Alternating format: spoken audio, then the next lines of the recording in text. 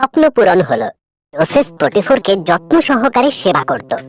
এদিকে পটিফরের দুষ্ট স্ত্রী যোসেফকে দিয়ে ঈশ্বরের বিরুদ্ধে পাপ কর্ম করাতে চেষ্টা করে। যোসেফ অস্বীকার করে। তখন সে মিথ্যা বদনাম দেয়।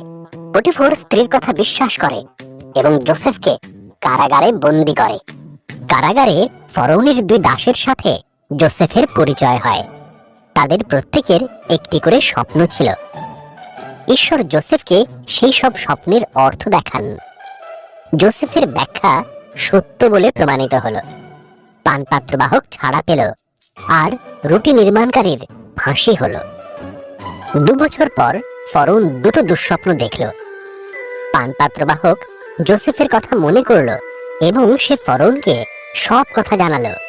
তখন ফরৌন যোসেফকে ডেকে পাঠালো এবং তার স্বপ্নের কথা বলল। ঈশ্বর ফরৌনের সেই স্বপ্নের অর্থ যোসেফকে দেখালেন।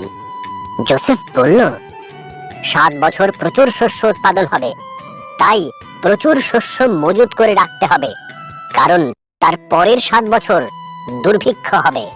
যোসেফের পরামর্শ ফরৌনকে মুগ্ধ করল। সুতরাং সে যোসেফকে সমস্ত খাদ্যশস্য মজুত করার দায়িত্ব দিল। ফরৌন ছাড়া সেই সময় যোসেফের থেকে ক্ষমতাবান আর কেউ ছিল না।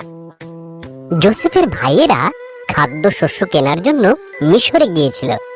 তারা যোসেফের কাছে নতজানু হলো, কিন্তু তাকে মোটেই চিনতে পারল না। যোসেফ যখন দেখল তার ভাইয়েরা বদলে গেছে, তখন সে তার পরিচয় দিল। যোসেফের ভাইয়েরা ভয় পেয়ে গিয়েছিল। যোসেফ তাদের বলল, তোমরা আমার ক্ষতি করতে চেয়েছিলে, কিন্তু ঈশ্বর তার পরিবর্তে ভালোই করলেন। আমাদের পরিবারের সবাইকে মিশরে নিয়ে এসো, এখানে খাবারের কোনো অভাব নেই।